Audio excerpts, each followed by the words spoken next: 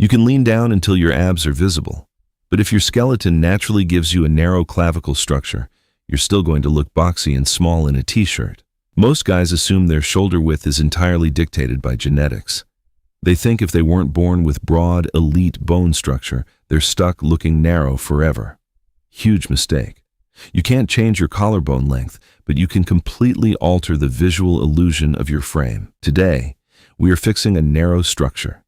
Here are the 3 hyper-targeted movements men completely ignore that will widen your frame fast.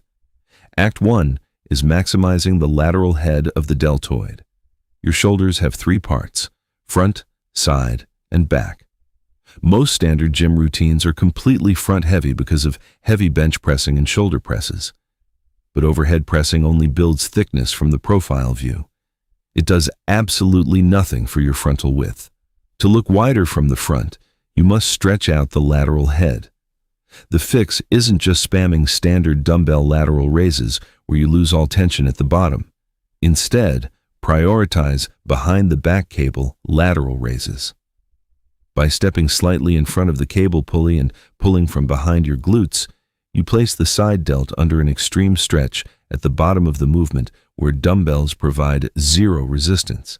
Hit 3 sets of 20 controlled reps twice a week.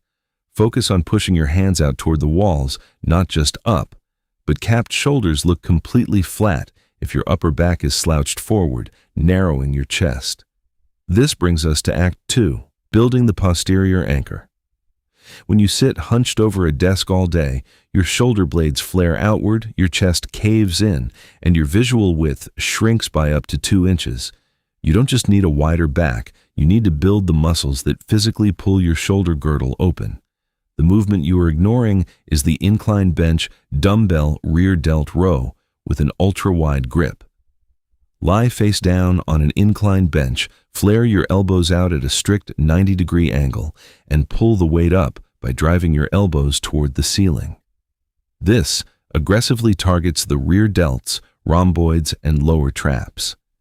By thickening the upper back shelf, you physically force your shoulders back into a proud, wider posture, instantly expanding your chest and frame from the front view. Act 3 is understanding the waist-to-shoulder ratio. Width is entirely relative. If you have a wide waist or severe lower abdominal bloating, your shoulders will automatically look narrower by comparison, even if you have decent muscle mass. To maximize the visual V-taper, you have to create a sharp contrast. This means doing 2 things simultaneously. Building the outer sweep of your latissimus dorsi with heavy unilateral cable lat pull-downs to widen the upper torso, while aggressively keeping your waist tight. Drop the processed gut-bloating foods. Focus on deep core vacuum exercises to pulling your abdominal wall inward, and keep your body fat in a healthy, lean range. The narrower your midsection looks, the wider your shoulders will appear to the human eye. An ultra-wide frame completely transforms how clothes fit your body, but a wide frame looks entirely hollow if it's anchored by a thin, weak neck. Click right here to fix your pencil neck and lock in your facial structure next.